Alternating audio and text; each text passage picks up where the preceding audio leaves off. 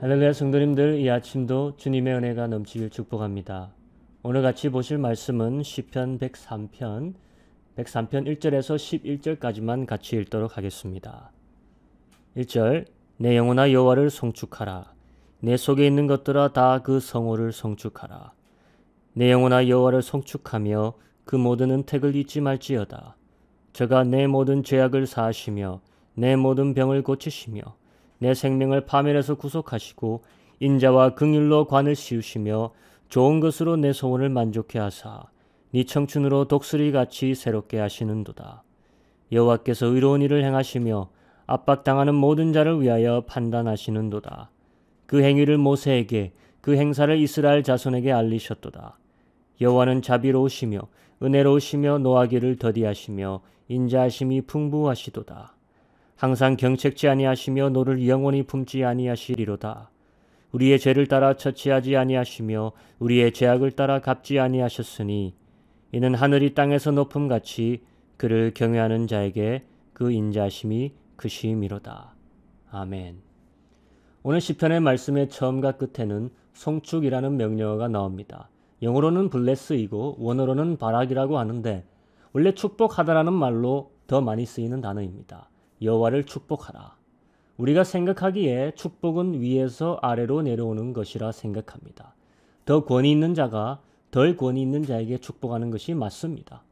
그래서 우리가 하나님을 축복한다라고 하지 않고 송축한다라고 말을 좀 바꿔놓았습니다. 그 말도 일리가 있지요. 그런데 반대로 생각해 봅시다. 축복의 반대가 어떤 단어인지 아십니까? 저주라는 단어예요. 사람이 자기보다 높은 자를 대상으로 저주할 수 있습니까? 없습니까?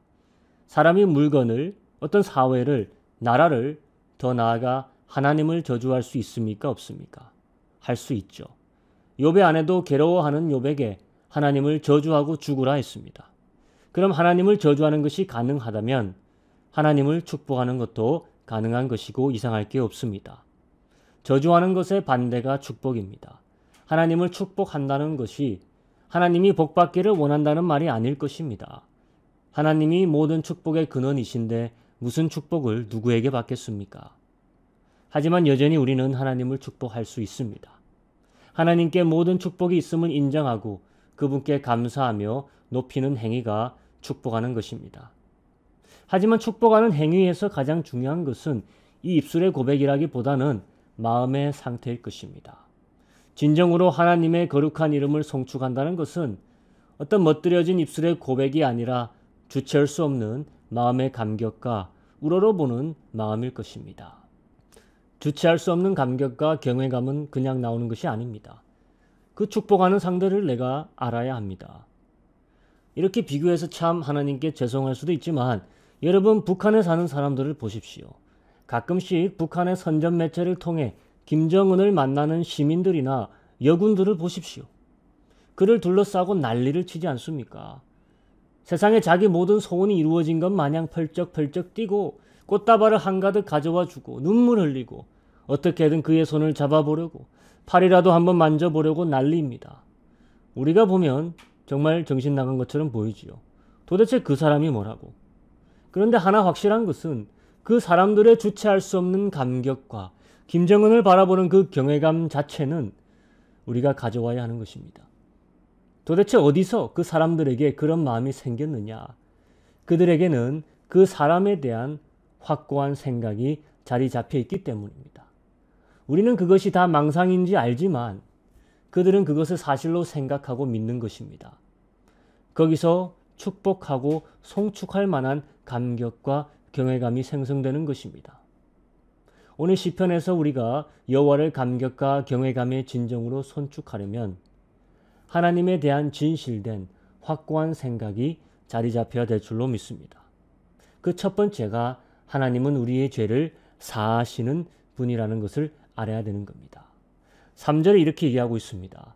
저가 네 모든 죄악을 사하시며, 그것 하나만으로도 우리는 김정은의 박수부대처럼 늘 감격해 할 수 있어야 합니다. 그런데 그게 다가 아닙니다. 네 모든 병을 고치시며, 그것도 다가 아니에요. 네 생명을 파멸해서 구속하시고, 또 그게 다가 아니고 인자와 긍휼로 관을 씌우시며 좋은 것으로 네 서원을 만족해 하사 네 청춘으로 독수리같이 새롭게 하시는도다. 그러니까 우리의 죄, 그것도 한두 가지 죄가 아니라 모든 죄를 사하시는 것부터 시작해서 면류관을 씌우시며 독수리같이 새롭게 하신다. 거기까지도 가는 겁니다. 우리에게 일어나는 이런 일들을 직시하게 되면 하나님을 송축 안 할라야 안 할 수 없는 것입니다. 우리에게 행하시는 놀라운 일뿐 아니라 더불어 그 하나님이 원래 어떤 분이신지에 대한 긴 설명도 나오고 있습니다. 6절을 보면 하나님은 의로운 일을 행하시는 분입니다. 압박당하는 모든 자의 재판관이 되어주시는 분입니다. 8절을 보면 자비로우시며 은혜로우시며 노하기를 더디하시며 인자하심이 풍부한 분이십니다. 10절을 보면 우리의 죄를 따라서 처치하지 아니하시는 분입니다. 13절을 보면 아비가 자식을 불쌍히 여긴같이 자신을 경외하는 자를 긍휼로 바라보시는 하나님이십니다. 다 종합해 보면 하나님은 우리에게 절대로 손해를 끼치시는 분이 아니시다. 여호와 하나님은 우리에게 세상에서 줄 수 없는 가장 좋은 것들을 주시는 분이시다. 어떤 상상의 가상의 행적들을 행하여 추종자들에게 신처럼 떠받들림 당하는 분이 아니십니다.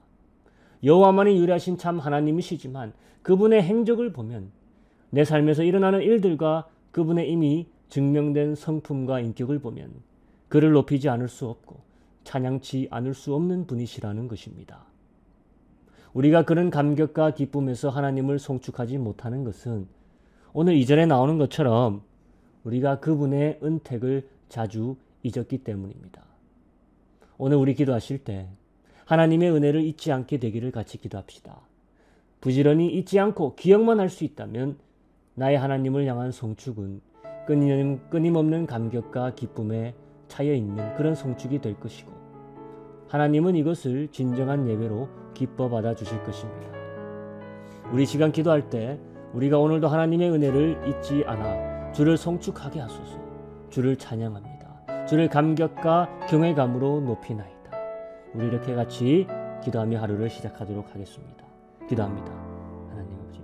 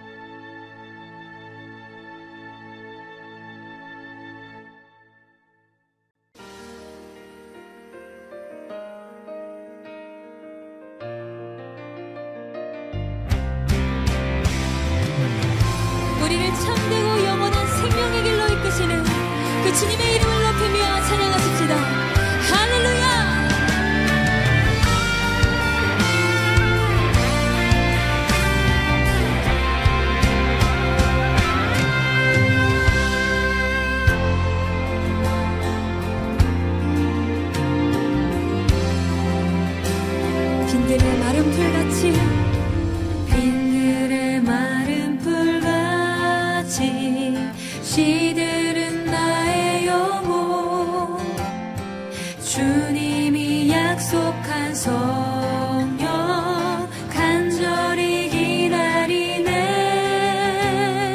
가물어 메마른 땅에 단비를 내리시듯 성령의 단비를 부어 새 생명 주옵소서.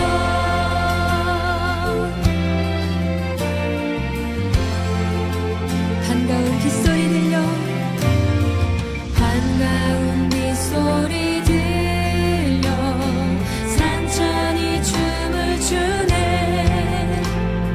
봄비로 내리는 성령 내게도 주옵소서. 절 따라 우러를 내려 절 따라 우러를 내려 조목이 무성하니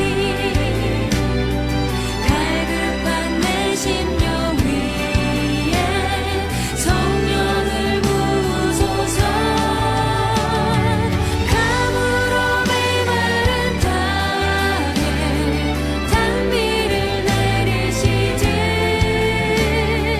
성령의 단비를 부어 새 생명 주옵소서.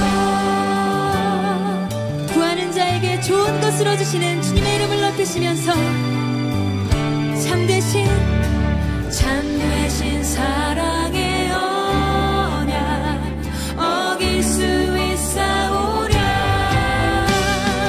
오늘의 흡족한 은혜 주실 줄 믿습니다.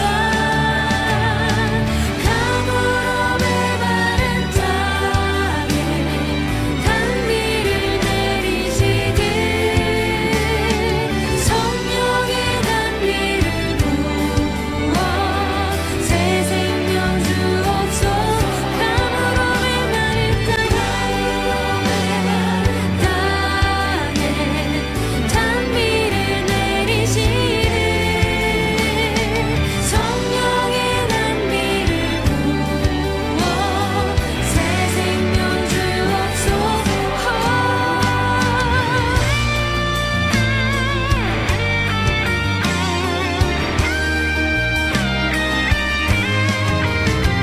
메마른 우리의 심령에 찾아오셔서 성령을 부으시는 주님을 찬양합니다.